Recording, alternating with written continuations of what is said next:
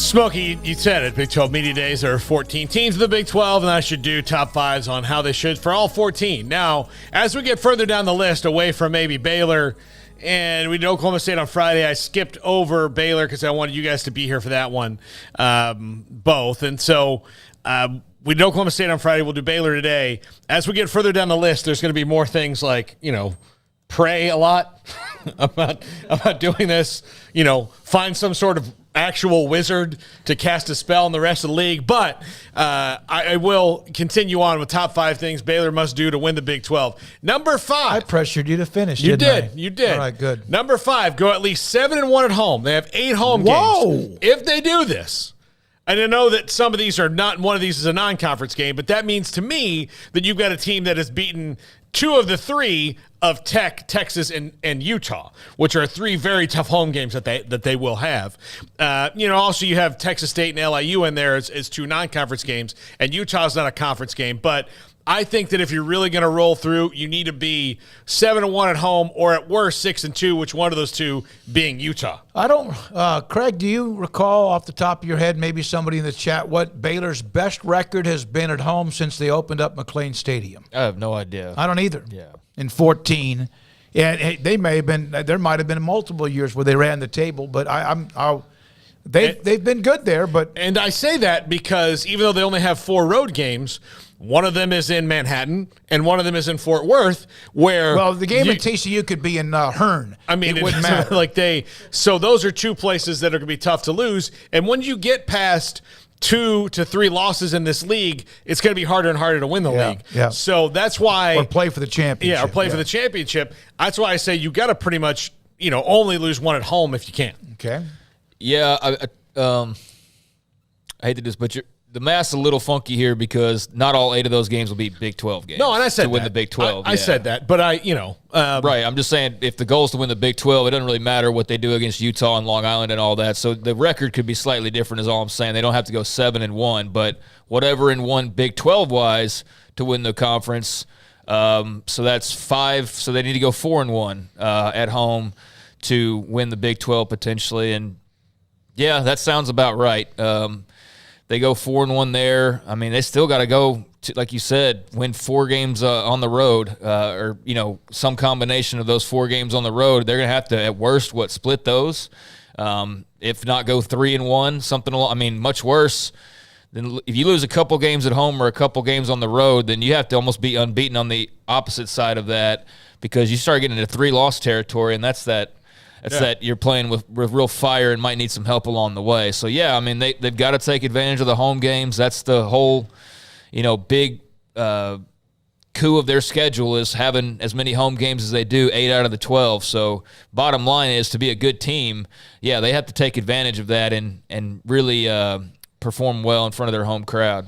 Yeah, absolutely. And look, I also kind of threw in the fact that, if you're going to lose to – other than Utah, if you're going to lose to Texas State and LIU, you've got bigger problems. Probably not. Sure, yeah. Win this league. Number 4, build a new offensive line. It's going to be almost completely new, if not completely new, by the time the first whistle sounds.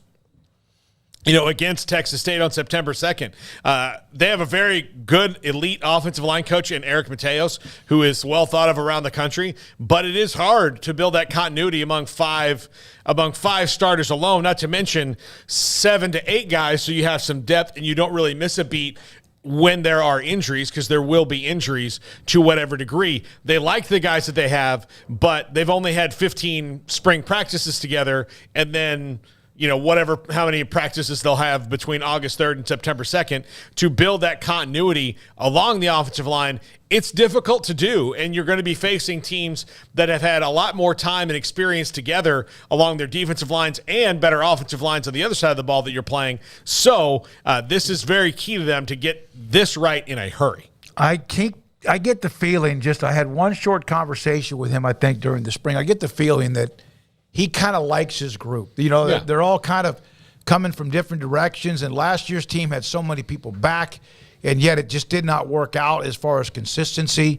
I think he kind of likes that. He used that word grit for 2021, and I've kind of feel that he's using that word a lot again for this team. Yeah, I mean, they lose a lot of experience, and that can't be helpful. But at the same time, it's not like they rolled out there and they were just some dominant force every single week either. So they found a middle ground. That middle ground was more positive than it was negative, but it took them some time, especially at the beginning of the year. And they're not going to have a lot of room for mulligans, I don't feel like, this season. So, yeah, you hope that they're ready to go right out of the gates, but there's certainly some question marks there. Good news is you do have faith in who's coaching them up. Between both Matteos and Jeff Grimes, but there's definitely some wondering about how good they're going to be initially, and that's to be expected. Number 3, create turnovers again. This was what made them in 21, which, by the way, thanks to Emory, 7-0 at home in 2021.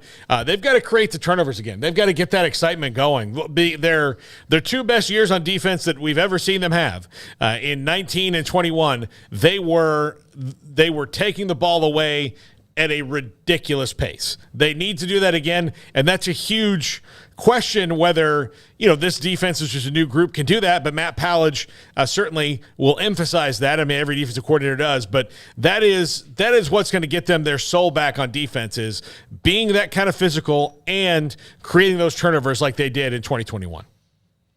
Yeah, I mean, Joey McGuire had the whole take 3 thing. He's doing that at Tech now. I think that they've gone over to the robbers and jackers mindset now of that's kind of the tagline they use rather than take 3. But there was not a lot of playmaking. At times I think of a guy like AJ Walker.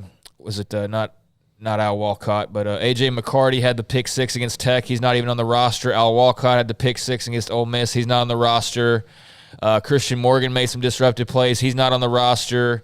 There's really nobody all that proven, period, in the entire secondary or in the middle. And up front, that's not really a place where you really create a lot of turnovers per se. I mean, I guess, hope that TJ Franklin, those guys get to the quarterback, strip sack them, things like that. But, yeah, they don't have very much proven playmaking ability or turnover, makers on this roster that we've seen so far. Hopefully that changes, because it needs to. I mean, that's one way to flip this defense on its head, is to flip the field with turnovers. Number 2, get something out of the wide receiver position. They did not get that last year at all. I think that they will be better this year, because really there was nowhere to go but up. But Monterey Baldwin, another year in the program, we saw him throwing up 315 pounds today. He's getting stronger. He's got to stay healthy. Keytron Jackson has to contribute out of the transfer portal. They have to get something out of these wide receivers this year. Otherwise, what we're about to get to won't happen. Like Neighbors among the others that you would just see step up and be a contributor in some particular way. And Jackson's got to be a guy that this kind of like becomes Monterey's going to make the big plays, whether in a jet sweep or deep passes, but you want Jackson to be the guy that moves the chains. Yeah. They need that. I think they definitely need some boost in the wide receiver ranks. Had another coaching change there this past season, so hopefully now they've settled in and can get or not this past season, but 2 years ago, Dallas Baker now is providing them some stability. Hopefully you can get to the point now where you're comfortable and the young guys have grown up and all of it's kind of coming together at the same time after a couple years of turnover and losing guys like Tyquan Thornton and all the rest. So it's now.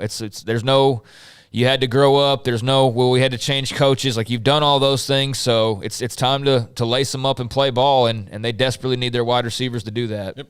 And number 1, if number 2 doesn't happen, number 1's going to be tough. Blake Shapen must improve.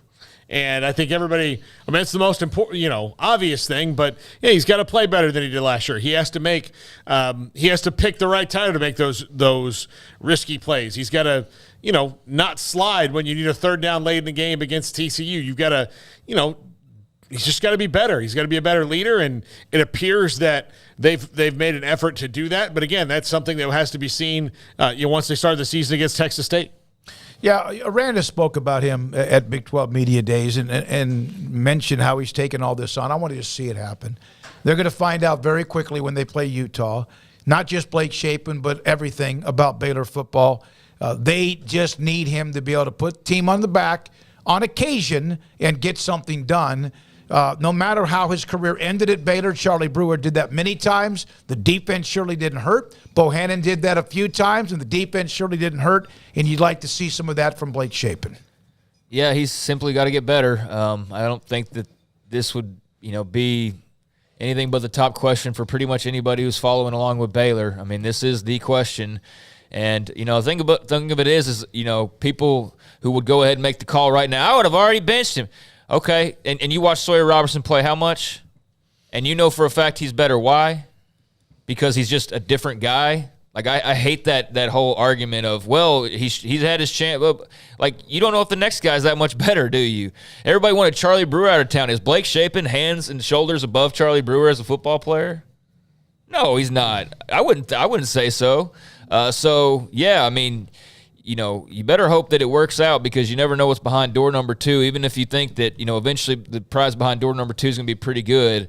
But, yeah, Sawyer Robertson better be on call because he's going to be next man up, and I think we'll see him regardless. But this is Blake's time. I mean, it's not now or never, but as far as being the starting quarterback and having that, locked down, it is. It is now or never, and you're not going to be guaranteed to win a third spring contest for the third consecutive year.